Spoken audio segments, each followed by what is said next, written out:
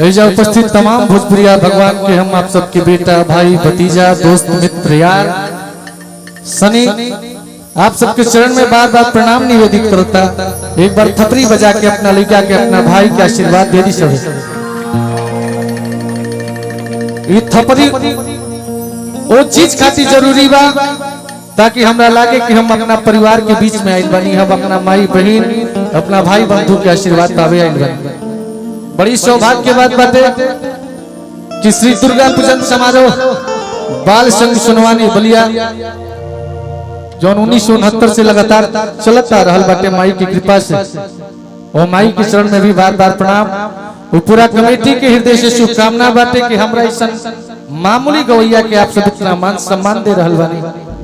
वास्तव में हमको कुछ नहीं आता है, ये जौन रहमो करम बरुआ सबके आशीर्वाद बा न तो हमरा से हर चीज में बढ़िया बलिया के तमाम कलाकार बानी जा।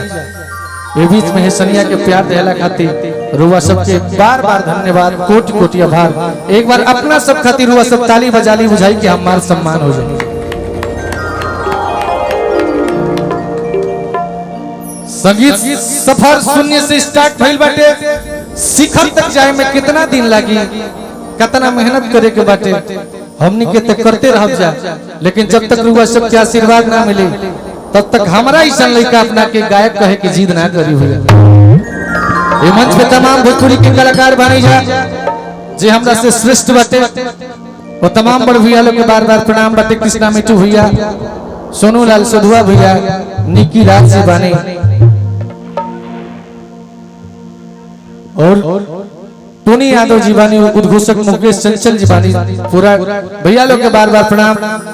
ये मंच पे भोजपुरी के सुप्रसिद्ध म्यूजिशियन टीम हमरा पंकज भैया, टीपू बाबू के पूरा टीम के बार बार प्रणाम।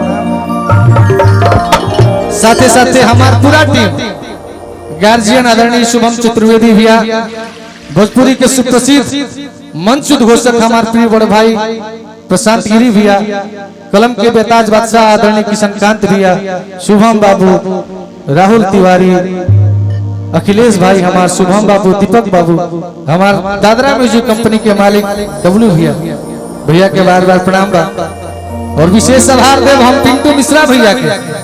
हमने के आज दूदू को कार्यक्रम बाटे, लेकिन एक समय साथे साथे क्रिकेट खेले बानी जा तो भैया कहलन कि बबुआ तोरा आवे के बा, तो हमरा जीवन में जे भी क्रिकेट खेले बा ओकरा खातिर विशेष स्थान बा, जैसे कि हमनियो के भूतपूर्व क्रिकेटर रह चुकल बानी जा। डायरेक्ट स्टार्ट हो जाए जे बोलैले बा ओकरा भार व्यक्त ना करी, पैसा हमरा केकरा से ले के बाकी हमरा के बोलैले बा तने भूमिका बारे के पड़ी जी। सबके बार बार प्रणाम। भूमिका का बनावे के बा जेकरा के रहुए सब बनैले बानी जा। तो सीधे सीधे हमने के कार्यक्रम में प्रवेश कर जाए। हमने के सनातन धर्म के लइका है जा। कोनो भी कार्यक्रम स्टार्ट करे से पहले एगो रीति होला, रिवाज होला, वही तौर तरीका से हमने के अपना कार्यक्रम के आगाज करी ली जा। तो सबसे पहले दूदू लाइन में गणेश भगवान सरस्वती मैया के मुख तक रही बाबू हमारा टीपू बाबू, टीपू पूरा ध्यान भाई को आकर्षित कर दल कि हमारो बेड़ा पार हो जाए। मनोहर बात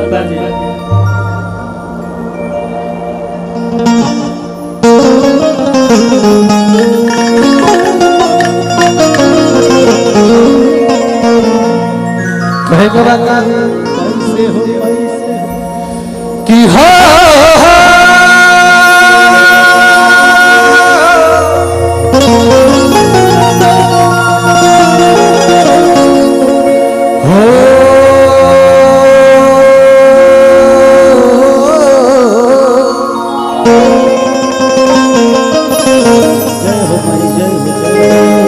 जय हो बलेश्वरी। प्रेम से बोलिए बाबा बलेश्वरनाथ की, प्रेम से बोलिए शेरा वाली मैया की, प्रेम से बोलिए अपने अपने माता पिता भगवान की। हाँ भैया कौनो देवी देवता के पूजली है अगर घर के माई बाप के पूजा ना भइल तू पूजा केहू स्वीकार ना करी टीपू बाबू। तो सीधे सीधे कहे हो कि जय गणेश मंगल करना,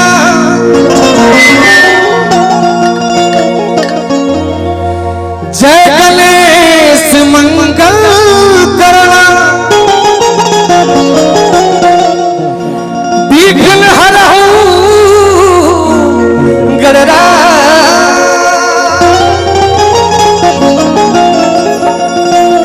एक दंत करिवली पतन,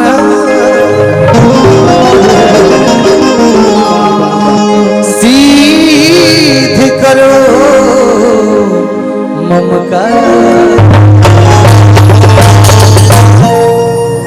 रहल पंकज भैया गणेश भगवान दो लाइन में कहे का हो किस सरस्वती ने सूर दिया,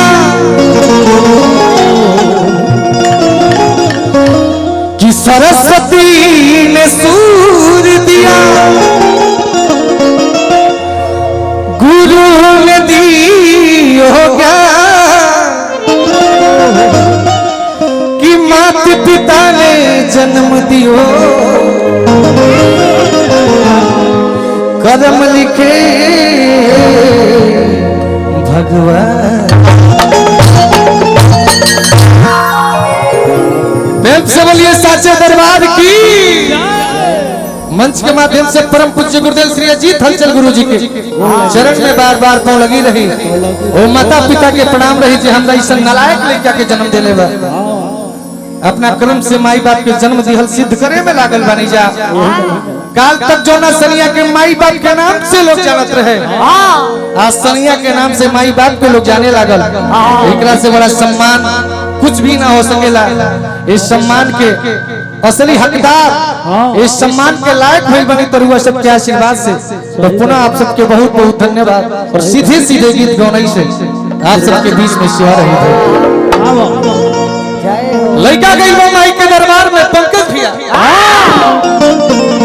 कहता कि हे मैया रानी, आज सरवानी के हेतला बढ़ल मंच पे भोजपुरी के तमाम कलाकार आई बनी, वो बीच में है पगला सनिया के न्योता दिहल बा।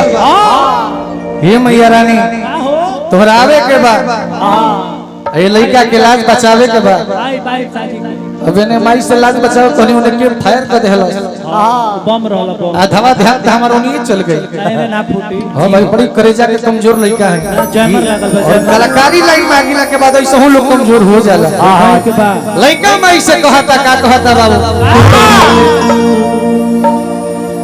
कि आइल बानी आज तो हवी दुआ,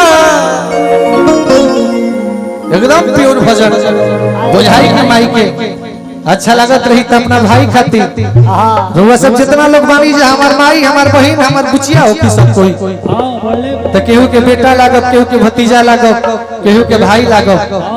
तो रुआ सब अपना भाई के प्यार दे सब नो का भाई एक बार जोरदार हल्ला करो भाई। माई से कहा था लड़का कि आइल बानी आज तो हरी दुआ, हे माई के द्वार पाइल बानी, ये दरबार से क्यों खाली ना जाना पंकज भैया। कि आइल बानी आज तो हरी दुआ,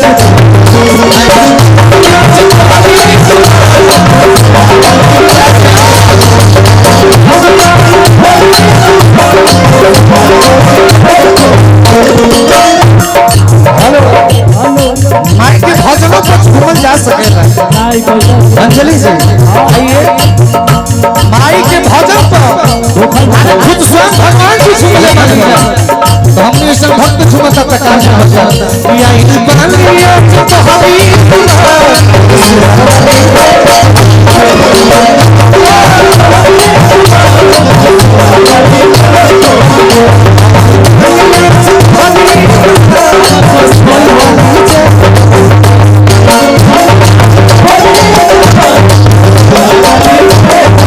लड़का कहता है मैया रानी तोहरा कृपा से अनपढ़ आदमी के रचना कर देता लंगड़ा समुद्र के पार कर देता है माई उतने कृपा अपना शरीर के ऊपर बरसात कि समाज में बोले बतियावे लायक हो जाए हमरा दीदी की ओर से पुरस्कार मिलल भैया की ओर से भी आशीर्वाद आई रहे लड़का कहता पंकज भैया पलक सली तो हमें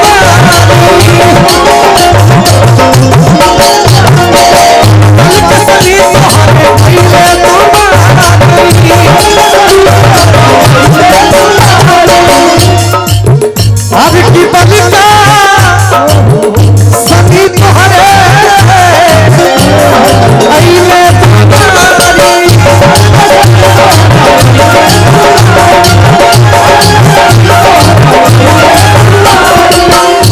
अध्यक्ष साहब की ओर से पुरस्कार मिलल गार्जियन के बार बार प्रणाम आशीर्वाद के कामना रही बल्कि सली तोहरे अइले दुआरी सुनली है महिमा तो